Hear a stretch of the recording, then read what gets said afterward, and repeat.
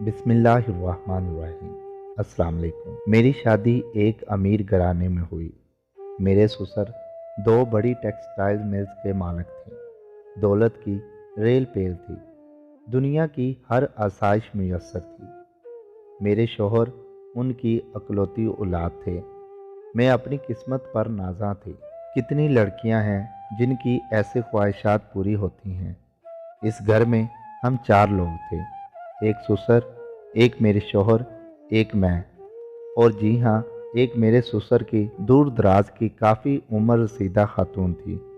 मेरे शोहर का कहना था कि उनकी औलाद ने उनको दर बदर की ठोकरें खाने के लिए छोड़ दिया और फिर मेरे ससुर उन्हें घर ले आए। उम्र 70-80 के लगभग थी। बाखमोश फितरत थी, लेकिन बस मुझे इनसे चिढ़ सी थी। मुझे ऐसे मालूम होता था कि मेरी राजधानी में वो एक बोझ हैं। मेरे सपनों के महल में बदनुमा दाग हैं। मैं दबे दबे लफ्ज़ों में अपने शोहर से इनको घर से निकालने का कहती, लेकिन ये तो मेरे ससुर का फैसला था। मेरे शोहर का कहना था कि उनके घर में दौलत की रेल पेल और बरक़ात अम्मा को पनाह देने के बाद शुरू हुई और अब्बू कभी भी ये बात नहीं मानेंगे। फिर अचानक मेरे ससुर को हार्ट अटैक से इंतकाल हो गया। मेरे शोहर तमाम दौलत के तनो तनहा वारिस बन गए और मैं इस अजीम वरासत की मलका या आलिया बन गई। मेरे नाज देखने वाले थे। ज़मीन पर तो मेरे पाँव ही नहीं पड़ते थे। कुछ दिन बाद जब खुमार कम हुआ तो फिर मेरी सुई अम्मा पर अड़ गई। रोज़ शोहर के कान भरती, जो रफ्ता रफ्ता झगड़ों में तब्दील हो गए, और एक दिन शोहर ने भी मेरे आगे हथियार डाल दिए। मैंने अगले दिन सुबह अम्मा को साफ साफ जवाब दे दिया। वो खामोश थी, लेकिन आंखों में आंसू थे।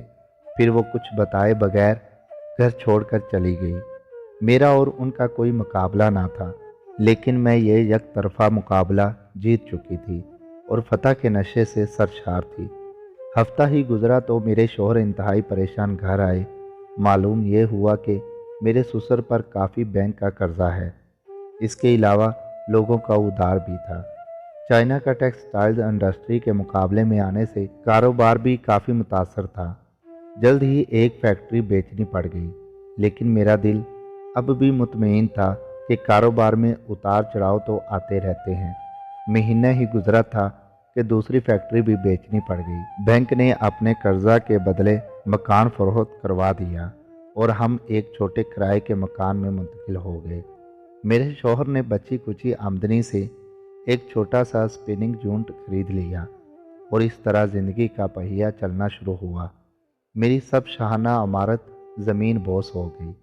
मुझे एहसास जुर्म ने घेर लिया। मैंने एक बेबस, लाचार और ज़ईफ़ औरत को बेघर किया। मेरा अपना सपनों का महल बिखर कर रह गया और ये ज़वाल अम्मा के जाने के बाद ही शुरू हुआ। मुझे अपने ससुर की बात दुरुस्त मालूम होने लगी। जिस तरह अरूज अम्मा के आने से शुरू हुआ था, इसी तरह अम्मा के जाने से रुखसत हो गया था। हमको समझना चाहिए, घरों में बुज़ुर्गों से ही बरकत होती है। बुज़ुर्गों की दुआएं ही होती हैं जिनकी वजह से घर में खैर व बरकत होती है। अल्लाह पाक बुज़ुर्गों का साया हमेशा रखे, आमीन। समी वॉइस को सब्सक्राइब करना मत भूलें। लाइक करें, शेयर करें और कमेंट सेक्शन में अपनी राय का इजहार ज़रूर।